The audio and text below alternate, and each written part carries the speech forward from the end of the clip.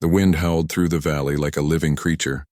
It rushed down the narrow path between the old stone houses of Eldrith, making wooden shutters slam and lantern flames shake. The people of the village walked with their heads down and their voices low. Even the animals were quiet. Everyone knew what night it was. Once every winter, when the moon turned red, the crimson flock came. They were not like ordinary thieves or raiders. They were vampires and cold, powerful, and old. For years, the villagers had lived in fear of them.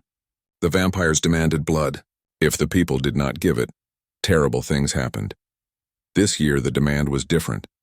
A letter had been left at the edge of the forest pinned to the old oak tree. It was written in neat black ink on a strange silver paper. Everyone in Eldrith had read it. It said only one thing. This winter we want a life. Young, untouched. Bring the offering to the citadel before the moon fades. The villagers gathered in the center of the village, their faces pale. Mothers held their children close. Fathers clenched their fists but said nothing. No one wanted to speak the words out loud, but everyone knew what they meant. Someone had to go. Someone young. Old Man Wren, the village elder, tried to speak. His voice shook like an old cartwheel on a rocky road. We can't refuse. We know what happens when we do. The villagers remembered. The last time someone had tried to fight, half the village had burned. A woman shouted, "Why must it always be us? Why can't they leave us alone?" No one answered. There was no answer. The vampires were too strong and the village too small. As the crowd argued and cried, a small figure stood quietly at the edge. Her name was Mira. She was 10 years old, with dark brown hair tied in two thin braids and wide, curious eyes that always seemed to look at the world a little differently. She was known as the girl who wandered near the forest, who watched stars at night, and who asked too many questions. Mira listened to the grown-ups, their voices rising and falling like waves. She saw her mother wiping tears from her cheeks. She saw the boys her age hiding behind their fathers, their faces pale, and she thought something no one else dared to think. "If someone must go," she whispered to herself, "then I will." She walked away before anyone noticed. The path to the vampire citadel was steep and narrow, climbing through a dark forest. The trees leaned over the trail like silent watchers. The moon above was bright and red, and every shadow seemed alive. Mira's boots crunched softly on the frozen ground. She carried nothing, no weapon, no lantern, only a small piece of red cloth tied around her wrist. Her grandmother had given it to her years ago. It was supposed to bring good luck. As she walked deeper into the forest, she heard the distant sound of wolves. She was afraid, but she did not stop. She knew fear. Everyone in the village did. But tonight, fear was not enough to make her turn back. The citadel rose from the mountain like a giant claw. It was made of black stone with sharp towers and long bridges. Torches burned along the walls with a cold blue light. Mira stopped at the gate, breathing hard. Two tall figures appeared. Their skin was pale like moonlight, their eyes glowing red. Their movements were too smooth, too silent to be human. One of them leaned closer, studying her. "A child?" His voice was soft but cold. Mira straightened her back. "I came to give my blood, so my village can live." The other vampire laughed, a sound like breaking glass. "Brave little thing." They opened the gate without another word. Mira walked through, her heart beating fast but steady. She thought of her mother's face. She thought of the children sleeping in their homes. She thought, "I can do this." Inside the citadel, the walls were covered in strange carvings. The air smelled of cold stone and something old, like time itself. There were no torches here, only crystals that glowed faintly from within. The vampires led Mira to a grand hall. At the far end sat a figure on a black stone throne. He was taller than the others, his hair long and silver like ice, his eyes deep crimson. He wore no crown, but everyone who saw him would know. He was their leader, the alpha vampire, Lord Calith. Calith's voice was calm and smooth like still water. "A child walks into my home without fear. How unusual." Mira's small hands clenched at her sides. "I came to offer my blood. Take it and leave my people alone." The room fell silent. Even the air seemed to pause. The alpha vampire rose from his throne, his steps slow and graceful. He came closer until he was standing right in front of her. Mira could feel his power, not like a storm, but like the weight of the night pressing against her. "Do you know what it means to offer your blood to me?" he asked. "Yes," Mira said softly. It means I die. But my village lives, Calith tilted his head. Her answer was clear, without fear, without trembling.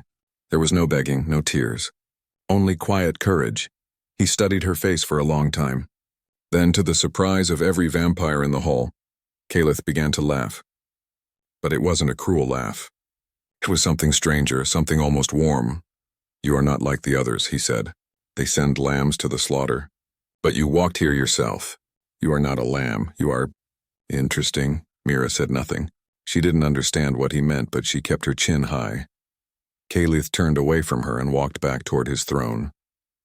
I could drink your blood, he said. It would make me stronger. But I will not. I have a better idea, the other vampires whispered among themselves. This had never happened before. Calith looked at Mira again. Your people hide and beg every year. They fear us, and they should. But they have something I want more than blood. I want their strength, their fire, their will. Mira frowned. I don't understand. You will, Calith said. His voice grew colder but clear. I offer a different deal. I will not take your life. Instead, your village will fight beside me. There is a greater darkness coming, a war that will burn everything. I need soldiers, not slaves. The words hung in the air like a blade. Mira felt her heart race. She had expected death. She had not expected a choice. Back in Eldrith, the villagers were restless. The night was long, and their fear grew heavier with every hour. Mothers cried quietly. Fathers tried to act brave, but could not hide the shaking in their hands. Old man Wren sat by the fire, his eyes on the forest path. She should have come back by now, a woman whispered. Maybe they took her, someone else said. The wind grew colder, and the moon began to fade. Then suddenly the bells rang. Someone was coming down the path. It was Mira. She was walking slowly, her face pale but her eyes burning bright. They rushed to her. Mira, are you hurt? What did they do? Mira looked around at their worried faces. They didn't take my blood, she said. They made a deal. The villagers stared at her, confused and afraid. What kind of deal? Old man Wren asked. Mira took a deep breath. He wants us to stand with him, to fight something worse than vampires. He said there's a war coming. The villagers gasped. Some shouted. Some shook their heads. It was too much to believe. But Mira stood firm. I saw him, she said. He could have killed me, but he didn't. He said we are strong. He wants our strength, not our lives. The crowd fell silent. For the first time in many years, the people of Eldrith felt something they hadn't felt under the vampire's shadow. Not just fear, but something else. A spark. High in the citadel, Lord Calith watched the village from his window. His red eyes glowed faintly in the dark. One of his lieutenants stepped beside him. Why not just take the child's blood? It would have been easier. Calith's lips curved into a small smile. Easier, yes, but predictable. Humans are dangerous when they are afraid, but they are unstoppable when they are brave. I will give them a reason to fight. Outside, the wind shifted. Somewhere beyond the mountains, a storm was gathering. It was not made of wind or rain. It was made of darkness. Calith whispered to himself, "The war is coming." And down in the village, a little girl had already taken the first step that would change everything. The morning after Mira returned, the sun rose slowly over the snowy hills. The red moon was gone, but the fear in the village had not faded. The villagers gathered again in the town square.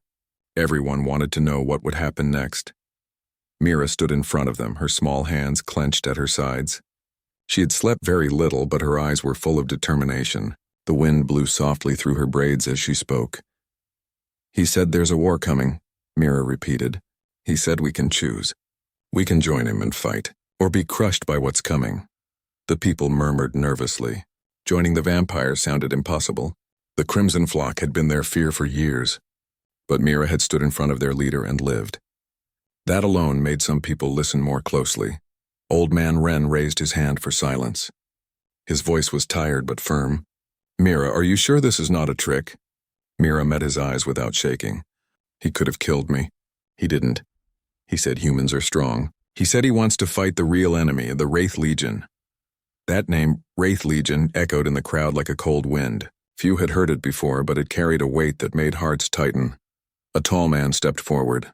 His name was Darren, a blacksmith with strong arms and a scar across his cheek. We've been scared all our lives, he said. If something worse is coming, hiding won't save us, others spoke too. Some wanted to flee, some wanted to fight, some just wanted to survive. But slowly, like a fire spreading from one spark, something changed. For the first time in years, the villagers talked not about what they feared, but about what they could do. That same evening, a sound like soft thunder came from the forest path. Torches glowed between the trees. The crimson flock had returned, but they were not here to feed. They came with wagons filled with supplies, steel, tools, strange glowing stones, and black armor. Lord Calith himself walked at the front, wearing a dark cloak that moved like smoke in the wind. His red eyes scanned the village calmly, like someone studying a puzzle. The villagers held their breath as he spoke. His voice was deep and smooth, but not cruel. You have a choice, Calith said. Hide in fear and be swept away when the storm comes. Or stand beside me and let the world remember that humans are not just prey. Silence filled the square. Then slowly Darren the blacksmith stepped forward. Teach us, he said. If we must fight, we'll learn. One by one, others followed. Some were shaking, but they stepped forward anyway. Finally, Old Man Wren nodded too. We will stand, he said. And with that, the alliance began. The days that followed were unlike anything the village had ever seen. The vampires built wooden training rings in the center of the village. They showed the villagers how to move quietly in the dark, how to read the wind, how to use their hands and their minds to stay alive. Mira watched everything with sharp eyes. Though she was small, she trained harder than anyone else. Calith's lieutenants at first laughed softly at the sight of a child trying to fight, but their laughter died when they saw her speed and focus. She was not the strongest, but she learned faster than anyone. Calith watched her often from the shadows of the training yard. She is not ordinary, he said to his second-in-command. She's human, the other replied. Calith's eyes narrowed. Exactly. Winter passed, and the first signs of the storm came from beyond the mountains.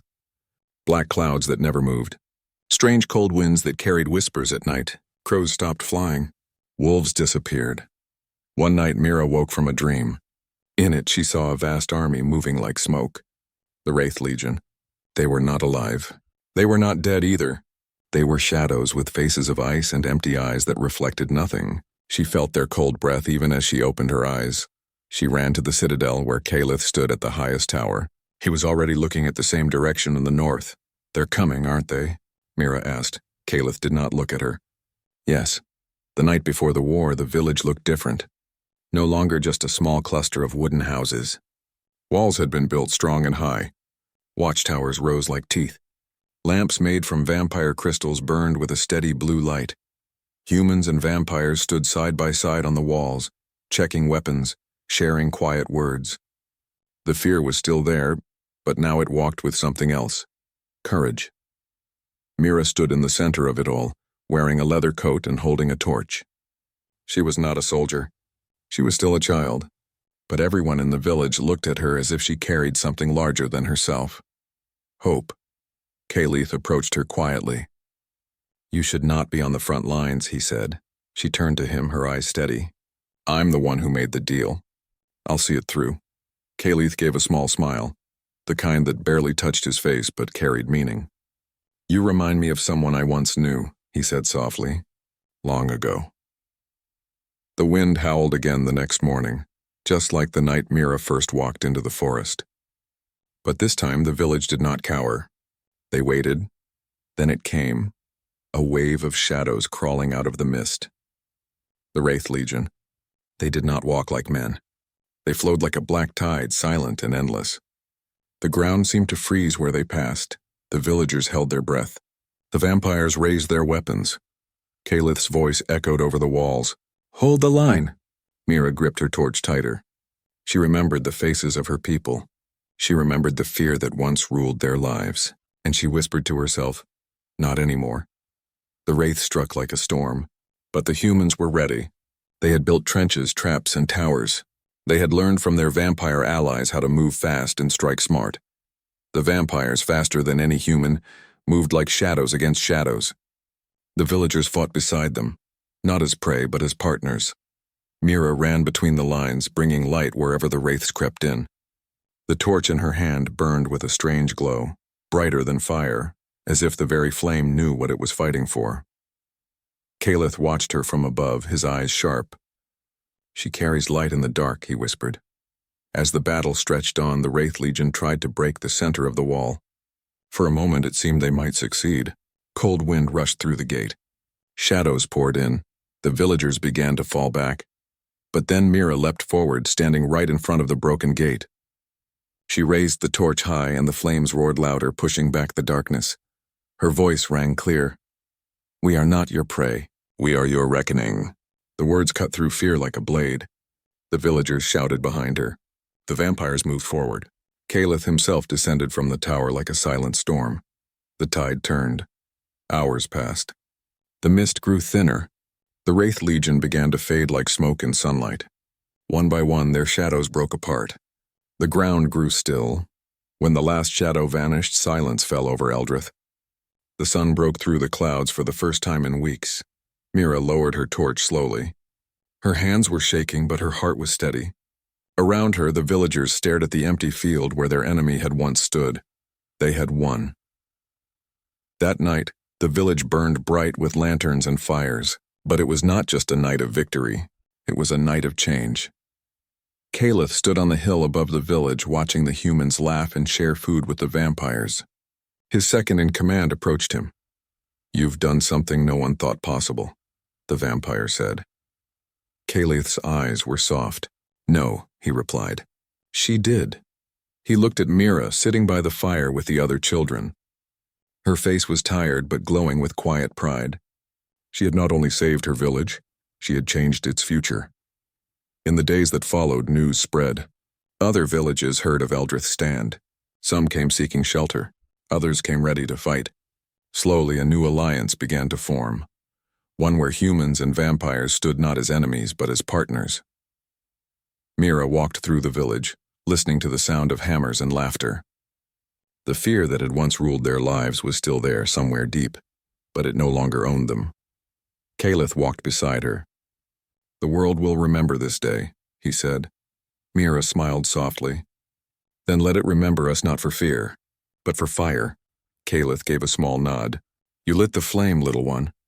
As spring came, the snow melted from the mountains. The darkness that once lingered began to fade. But the people of Eldrith knew that the world was still dangerous. They did not wait for fear to return. They built. They trained. They prepared.